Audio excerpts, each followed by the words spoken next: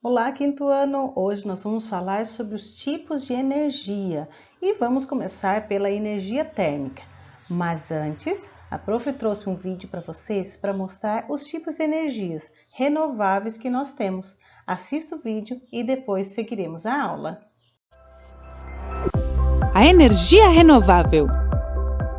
A energia pode ser obtida através de diferentes tipos de fontes. Fontes de energias renováveis e fontes de energia não renováveis. Hoje vamos conhecer as energias renováveis. As energias renováveis são as que obtêm energia através de fontes naturais inesgotáveis. O sol, o vento, a força da água e o calor do interior da Terra são exemplos de fontes de energia renováveis. Estas fontes de energia estão presentes na natureza e são geradas de forma natural, por isso não acabam quando as usamos. Vamos te contar quais são algumas das energias renováveis mais conhecidas. A energia solar vem do Sol e chega até a gente em forma de luz e calor. Por exemplo, com esses painéis solares é possível captar a energia do Sol e transformá-la em energia térmica para esquentar a água desta casa. A energia eólica vem do vento. Por exemplo, esses aerogeradores transformam a energia do vento em energia elétrica. A energia dos oceanos vem do movimento das ondas e das marés. A energia hidráulica vem da água armazenada nos pântanos e represas. Vejam esta represa. A água está caindo lá do alto. Depois, quando ela passar pela usina hidrelétrica, vai virar energia elétrica. A energia geotérmica vem do calor acumulado no interior da Terra. Esta energia pode ser utilizada, por exemplo, para o aquecimento de uma casa ou para gerar eletricidade. Vamos ver algumas vantagens das energias renováveis. Elas respeitam o meio ambiente, já que não emitem CO2, nem gases de efeito estufa. São ilimitadas porque são obtidas a partir de recursos da natureza que não acabam e se regeneram de forma natural. São mais seguras para a nossa saúde, porque não produzem resíduos tóxicos para as pessoas. Sem dúvida, as energias renováveis têm muitas vantagens, mas também têm algumas desvantagens.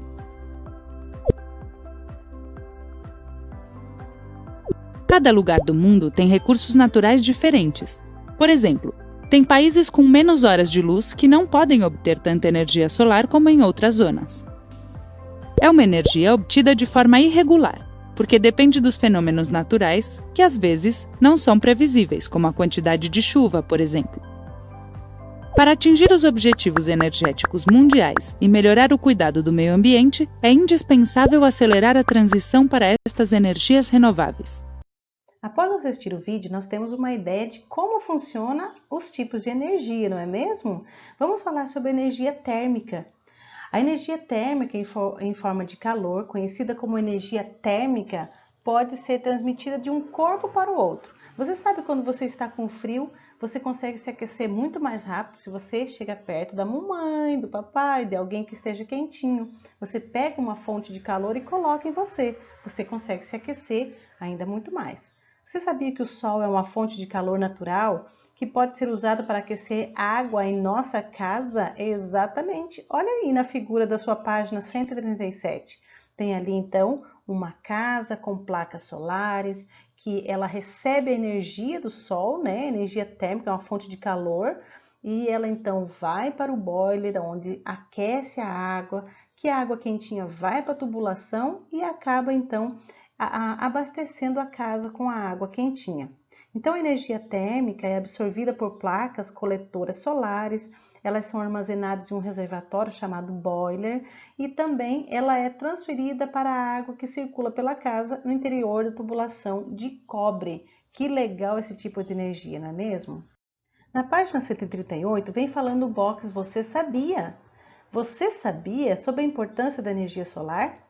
O Sol proporciona luz e calor para todo o planeta. A energia contida na luz solar é essencial, pois por meio dela, olha só o que acontece. As plantas obtêm energia para realizar a fotossíntese, os ventos se formam ao esquentar o ar se desloca, né? E o ciclo da água se completa que é a energia solar aquece os mananciais, faz com que a água se renove, né, evapore, suba, caia em forma de chuva. E também o ser humano utiliza a luz solar em diversas atividades, inclusive na produção de outros tipos de energia limpa, ou seja, que não prejudicam o meio ambiente, como nós vimos no vídeo anterior, as placas solares. Mas olha só que legal, nós vemos aí na nossa figurinha que tem outras formas que o sol pode também ser útil para nós. Nós podemos tomar sol como fonte de vitamina, nós podemos secar a nossa roupa, não é mesmo? A luz solar, ela clareia tudo, fica muito melhor o dia de sol, não é mesmo? Na atividade 3, então, nós vemos em quais atividades do dia a dia utilizamos a energia solar. E nós vimos, então, na imagem do nosso livro, que temos, então, usar para secar as roupas, aquecimento de água, iluminação, né? Muitas luminárias captam a claridade do sol para poder iluminar a noite, né? A número 4 diz, se a luz solar não existisse, o que aconteceria com o nosso planeta? Com certeza não haveria vida na Terra, né? Porque o Sol é uma fonte primária de energia. E justamente é essa energia que fornece condições adequadas para a existência da vida do nosso planeta, certo? Agora nós entraremos na energia do movimento. E o que é a energia do movimento? A movimentação dos corpos também produz energia. Esse fenômeno pode ser percebido, por exemplo, pelo vento, que é o ar em movimento. Em um rio que corre, ou mar, ou na energia produzida, enquanto realizamos alguma atividade. Então, nós vemos que as ondas, as marés, a força da água, quando movimenta um moinho, ele todo, então, promove essa energia, que é a energia do movimento. Um bom exemplo de energia do movimento é a energia eólica. O que é energia eólica? É a partir do vento. E olha só o que foi descoberto. No século XV, a impressionante força dos ventos, que é a energia eólica, ela contribuiu para as correntes de uma revolução histórica, possibilitando a descoberta de novas terras e de povos e culturas muito diferentes daquilo que se conhecia até então. Lembra que nós estudamos? Naquela época, as caravelas e grandes embarcações, elas eram impulsionadas pelos ventos durante as longas viagens. Isso nós estudamos em geografia, quando foi feita a expedição, né? E eles se perderam, só que outro entrou no lugar dele, lembra? E a gente então fez com que o vento, né? A energia do vento levasse eles para algum lugar. E olha só, em uma dessas condições marítimas, os portugueses, eles então chegaram ao Brasil, que inicialmente foi denominado Ilha de Vera Cruz, olha só. E além de ser aproveitada na navegação, a energia eólica servia para girar as pás do moinho, usado também na moagem de grãos e no bombeamento de água. Atualmente, essa modalidade energética é empregada na produção de eletricidade em locais onde venta muito e instalam-se grandes moinhos que giram e fazem com que um gerador forneça a eletricidade sem poluir o ambiente. Então, nós temos aí uma fonte de energia muito boa, muito limpa, porque ela não polui o ambiente, não desgasta nada, simplesmente ela utiliza o vento, né? Que é a energia do movimento.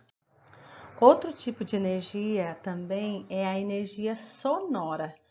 A energia sonora é percebida então pelo meio da audição. Quando algum som é emitido, chega à nossa orelha pela agitação do ar e é interpretado por uma membrana muito fina chamada tímpano, que vibra e envia mensagem ouvida para o cérebro. Então agora nós estamos ouvindo, então eu estou ouvindo aqui e você pode perceber também, tem alguns passarinhos ao meu redor, eles estão gritando, estão cantando, tem carro na rua, tem cachorro latindo, todos esses aí são sons que são enviados, né, da área externa, eles são enviados então em forma de ondas, que elas vêm vibrando e chega até o nosso ouvido, que se chama tímpano, né, dentro do nosso ouvido, aqui dentro da nossa orelha, nós temos então uma película muito fininha chamada tímpano. E essas ondas, então, elas vibram e chegam até nosso cérebro e o nosso cérebro interpreta de acordo com as vibrações que chegam, qual é o tipo de som que está chegando nos nossos ouvidos, na nossa mente, né? Para não perdermos a capacidade auditiva, nós devemos tomar alguns cuidados, como evitar a permanência excessiva em ambientes em que haja fortes fontes sonoras com volume muito alto e não utilizar fones de ouvido em períodos prolongados. Então, nós temos que ter muito cuidado com o que nós estamos ouvindo ou a quantidade de som que nós estamos ouvindo. Nós vamos fazer a experiência do cientista em ação, onde você poderá comprovar aquilo que nós estamos falando agora sobre vibração e qual que é o efeito que faz para a nossa vida. Então, na página 140, nós temos cientistas em ação. Você será o cientista agora e você vai fazer essa experiência sobre propagação sonora. Por meio desse experimento, né, nós verificamos a capacidade que o som de se propagar pelo ar. Como que é possível escutá-lo, então? Aí nós vamos fazer a experiência para que você entenda como é que chega esse som até o nosso tímpano, né? Você vai precisar, então, de elástico, aquela borrachinha de dinheiro, né? Um pedaço de papel celofane, no caso, eu usei papel alumínio, né? Aquele bem fininho, mas você pode fazer com papel celofane ou plástico. Você precisa usar um celular, tesoura para cortar, um tubo de papelão ou uma garrafinha plástica, no caso que eu usei uma garrafinha de água. Recortei, peço para um adulto recortar certinho, e um pouco de grão de arroz. Você vai fazer como? Então, você vai cortar o papel celofane, o plástico ou o papel alumínio, né? Vai prender bem por cima, cuida para não rasgar. Deixa ele bem esticadinho e passa então a borrachinha. Você vai precisar então de um tubo, né, ou da garrafinha, ou de um tubo de papel higiênico, né, um papelão, alguma coisa assim, e deixe bem esticado. Aí você pode fazer uma chamada telefônica ou então colocar uma música, aqueles batuque bem forte, e você vai poder ver e vai aumentando o volume para você ver como é que fica então como é que fica os arrozinhos pulando em cima do seu celular. Veja a experiência para você ver o que acontece quando nós colocamos muito forte. Nós estamos aqui fazendo a experiência então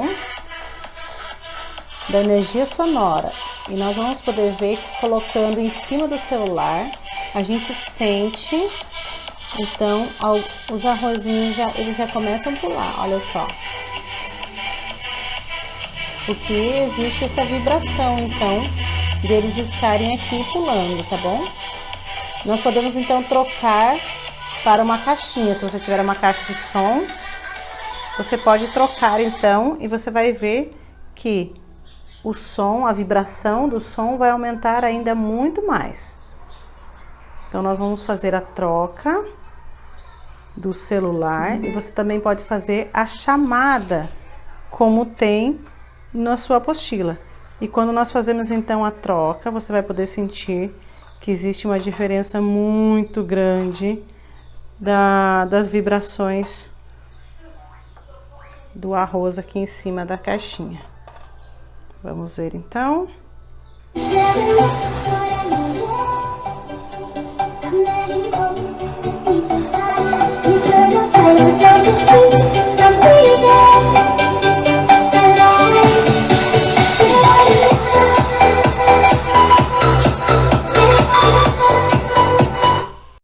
Em seguida, faça então, complete o quadro Minhas Descobertas. Em número 1, pergunta assim: o que aconteceu com os grãos de arroz sobre o papel celofane e por quê? Você vai contar a experiência que aconteceu com você aí na sua casa. Número 2, quando o volume do celular foi aumentado, o que ocorreu? Os arroz pularam mais forte, não foi isso? Eles vibraram mais. Quando ouvimos sons com volume muito alto, nossos tímpanos vibram mais rapidamente. Você acha que isso pode prejudicar a nossa audição? Por quê?